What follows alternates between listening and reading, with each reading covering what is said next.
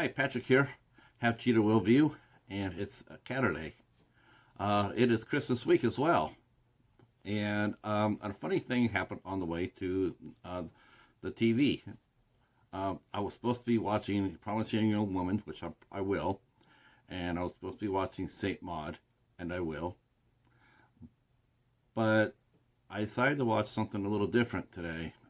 It's a movie that I found at Family Video, and it's a Hallmark movie, and some of you may know that not only do I collect and I watch Hallmark movies. I love them, quite honestly, and I really am tickled to see that many other people in the community like them too. They may not jump up and down and sit there and say, "Look at me, I'm watching a Hallmark movie," but when you talk to them and you mention Hallmark movies, I've been pleasantly surprised to see people suddenly mention, "Have you seen this movie? Or have you seen that movie? And how about that one?" Um, so it's really quite. There is a real sense of viewership there. It's fun. Um, I have about, I don't know, 50 movies. I think I have more. I think I just have to find them. I have mine all taken to the side, and I want to get more of them together so I could do a proper listing. I also have a series from them, uh, signed, sealed, delivered, which I absolutely love. It's my favorite thing that Hallmark puts out, and so I'm a huge fan of the Postables. But as far as just a singular movie goes, just if I had to pick just one movie to sit there and so far that I've watched that I really, really like, and I watch every year, actually, as a matter of fact, it would have to be 2017's The Christmas Train. I cannot begin to tell you how much I love this movie. Um, this is just, oh, this is amazing. This is a Hallmark Hall of Fame out of their collection there. Generally means the production gets a little bit more money. This is a little higher budget film than Hallmark does, and also it carries a lot more star power. There's some heavyweights in here. We have Dermot Mulroney, we have Kimberly Williams Paisley, Joan Cusack's in this, and in one of the best roles I've ever seen him in, and he absolutely looks like he's having a blast doing it. Danny Glover. Oh my gosh, Danny Glover was born for this role. So the movie is, it tells the story of sort of a jaded, cynical journalist named Tom Langdon, who is going before he's going to take a train, and he's going to be traveling to Los Angeles to actually break up with his girlfriend. He has a long distance girlfriend. He's going to break up with her. But he's going to take the train across it so he can do a story that he promised his dad that he would do.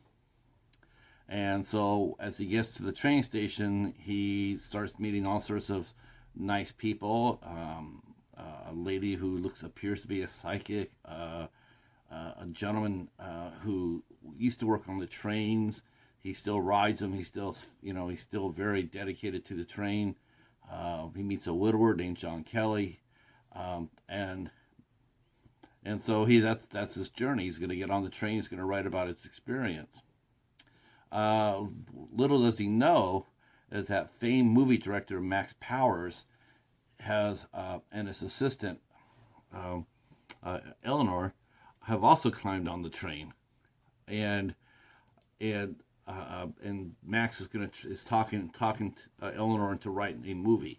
She is a script doctor, which means she fixes anybody else's story, but she doesn't write herself. And Max, played by Danny Glover, wants to change that. He thinks that she'll be a fine screenwriter. So they're going to get on the train and write it for inspiration. Some of the people that Tom meets, a little different.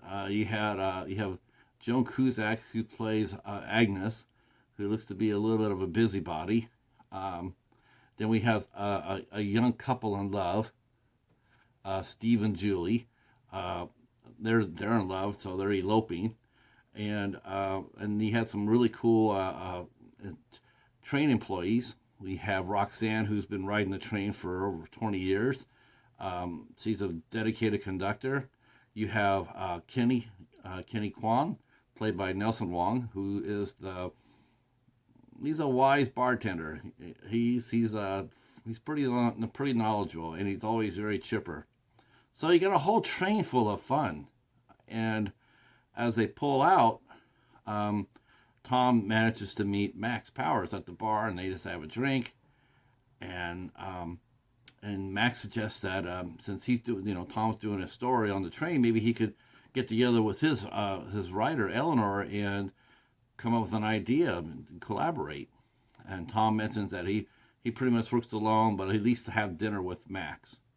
Well, it turns out that Tom and Eleanor are former lovers. They were together for 6 years. They were war correspondents, and Eleanor grew tired of the life. She wanted something more. She didn't want to be in harm's way anymore. She really wanted Tom to go with her, but he seemed really addicted to the action, and they broke up, and they didn't break up on really good terms. So initially, Eleanor was very hostile, very hostile. In fact, she's going to get off the train to the next stop and fly to LA. But circumstances have it so she can't fly because the weather's all socked in, and planes are hard to get so close to Christmas. So she's on the train. But the next 4 days shows Tom and Eleanor interacting with the rest of the passengers. More than once saving the young couple. The young couple, they just seem to have the worst luck. Steve and Julie, they have no. His parents are against the wedding. The minister they had couldn't do it.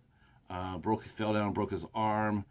There's also a added element of there's a thief on the train, and he's stealing small items, not valuable items, but still valuable to the people who they belong to. And he's so brazen that he actually manages to steal a model engine from the back of the bar. Now, I personally would have loved to have seen how they did that. I would have liked to have seen that.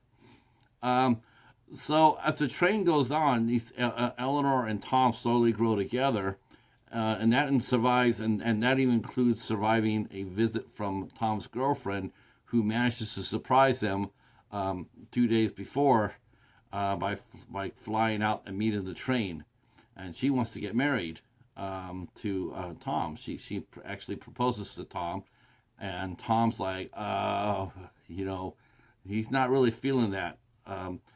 His fiance or his girlfriend's name, Layla, looks like she's more interested in not really marrying Tom, but she is definitely excited to see Max Powers on the train. So other misadventures happen, including the climax where the two former lovers are thrown together in order to save the day, because there's a little bit of a train being trapped in the mountains, and so they have to come up with a plan to save everybody. And then they have a twist at the end of the movie, which is very delightful, and I won't speak about that here because you have to see it. But it's so fun. The Christmas Train is just, like I said, it's a slice of pure joy. I really appreciate the fact that every actor in this production really gave it their all. They were all really, really good. I think sometimes some actors, they get into a movie like this, maybe they're former movie stars, theater and, major motion pictures, and they get down doing a movie like this, and maybe they think they can take a day off or call it in.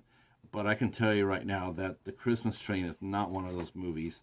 Everybody really, really pulled together on this. This is a joyful movie. You will buy this, you'll watch it every year. Rooney's really strong. Kimberly Williams Paisley, she's really delightful as Eleanor. Joan Cusack plays Agnes. And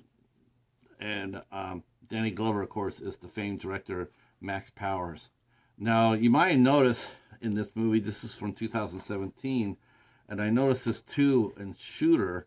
It seemed like at that time, Danny Glover's voice, it seemed to be affected by, I don't know what happened. I didn't read up on that. But his voice is a little raspy. I just want you to be aware of that. It's not your TV. It's him.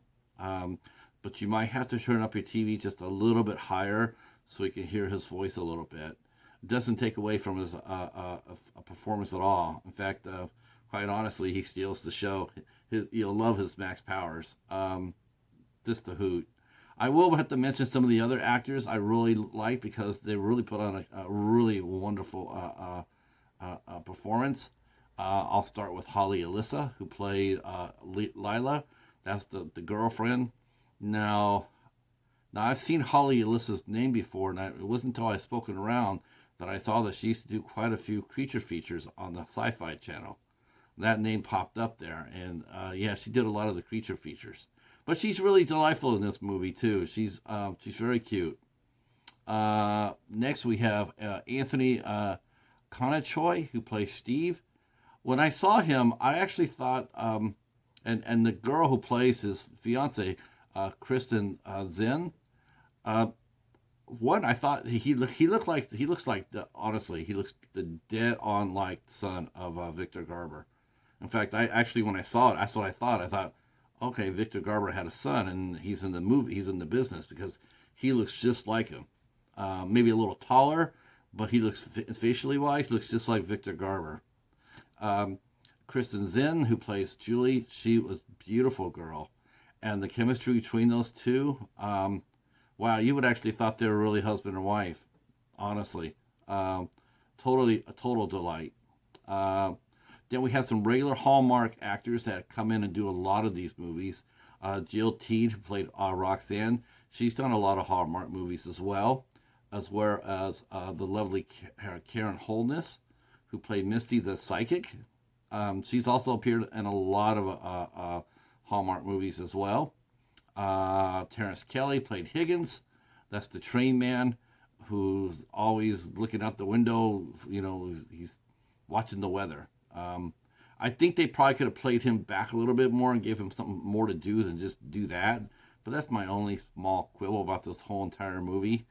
I thought John Innes, who played John Kelly, I thought he was good. Nelson Wong was always delightful in his role as Kenny the bartender. Now, this is interesting. When I first got this movie and I started looking, because I looked at everybody's everybody's page. Kenny, Nelson Wong, has gone through countless movies playing the same character. But if you're not a Hallmark fan, you would never know that. But if you are a Hallmark fan, it's almost like spot Nelson Wong.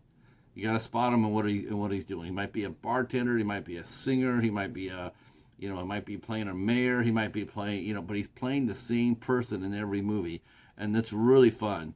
And I'm glad to see that he's actually getting to stretch out more as far as movies go. He's actually now a supporting character in the Martha Vineyard mysteries, which I hope they continue to do because those movies are also very good. This is off a book by famed author David Balducci. Neil and Tippy, I think they're husband and wife. Neil and Tippy Dobrowski.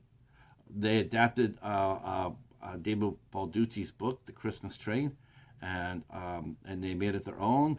I do think that the book is supposed to be a little bit more serious than the movie, but I'm glad they went with how they did it. You don't need to be having a serious movie with the title of The Christmas Train. This movie was beautifully directed by Ron Oliver. Sensational movie. Sensational job by him. They look like like I said, they look like everybody was having fun.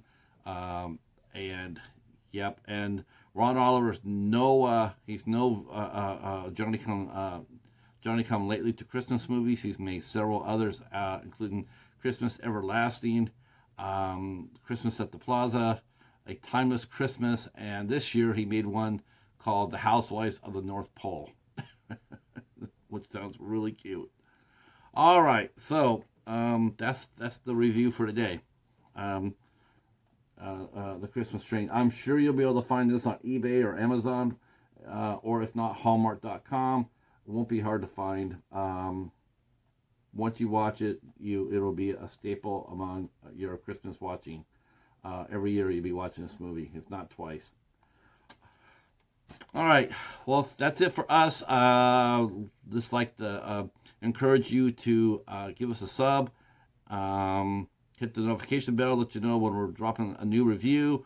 Yeah, and drop a comment down below. If you're a Hallmark movie fan, I want to know about it. Don't be shy.